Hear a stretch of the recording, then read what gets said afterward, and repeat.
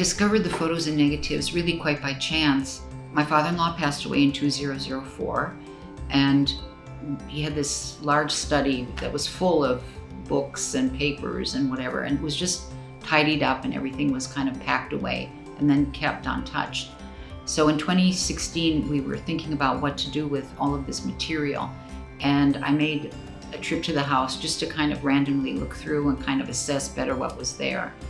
And so I opened one cupboard. I took what was about a shoebox out, and I opened it up, and I found that it was full of little envelopes. And I opened a couple of these envelopes, and they were photographs and negatives that I saw right away. They were of Bali.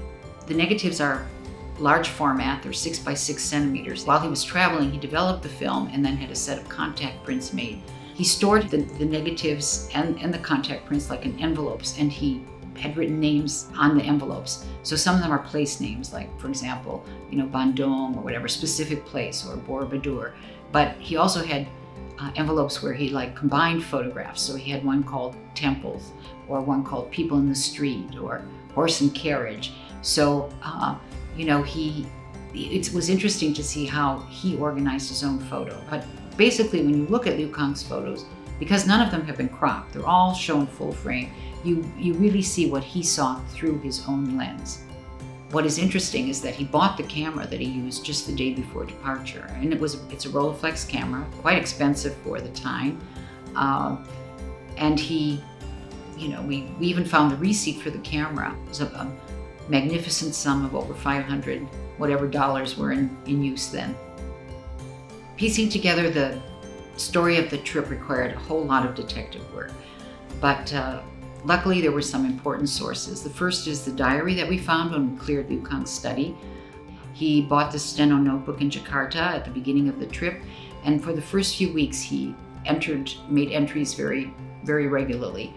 Secondly, there's a large map. He bought it in Bandung, and on it he traced the routes that the artist took in red ink. Third, there are the letters that he wrote home to his wife, and that gives some very good details about places that they went and things that they saw. I also reached out to scholars, both in Bali and outside of Bali, kind of to help to identify places and people. And then of course there's always the internet. That was also very helpful at certain points. Liu Kang actually applied to the colonial British authorities as a stateless person for some sort of documentation to enable him to travel. He did so in May of 1950.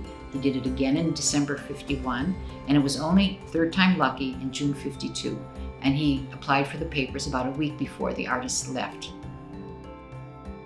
When I went through the photos, of course, the biggest surprise was just how many there were. There's over 1,000, but I've never kind of counted completely them, because sometimes there's a photo with no negative and a negative with no photo, but I had to match the negatives and the photos, and that was a huge job.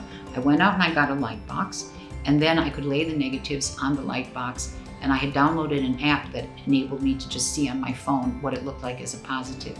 And that's what really excited me, because I could see how interesting the photographs were. He had a knack for capturing kind of the essence of people and kind of like decisive moments in time. And so I could really begin to see Liu Kang's vision, or through Liu Kang's lens, how the artist actually saw Bali, and that was very exciting. Of course, not surprisingly, there are quite a few photos with Liu Kang in them. At the beach, at a temple, the proverbial travel photo. But there's one in particular that is kind of a precursor of the selfie, because it shows 4 artists in a mirror. Liu Kang's holding his camera, and you see Cheong Pieng and Chen Wen Hsi and Lo Ming, the Chinese artist who joined them, and they're actually in a palace in eastern Bali, and they're all looking into the mirror, and then Liu Kang is taking the photographs, and they look like they're really enjoying themselves. So it gives a sense of how they were experiencing Bali. Obviously there's a lot of landscape photographs, and Bali is so well known for its rice terraces and its rice cultivation. And I think if I were to think about the activities that he photographed, the the ones that stick into my mind are some of his market scenes. And Denpasar had a very lively market, and many of the stallholders are women. And so he has this shot that kind of captures the whole flavor of this sort of outdoor space and this busyness of the market and the women, selling their vegetables, which has kind of a different kind of drama. It's the drama of everyday life. I have pondered, if I could ask Liu Kang one question about the trip, what would it be? I feel that the question I would ask him is, Agong, why did you take so many photographs during that trip? And, was it that you had a project in mind, that you might do something, or was it simply for the pleasure of looking through the lens?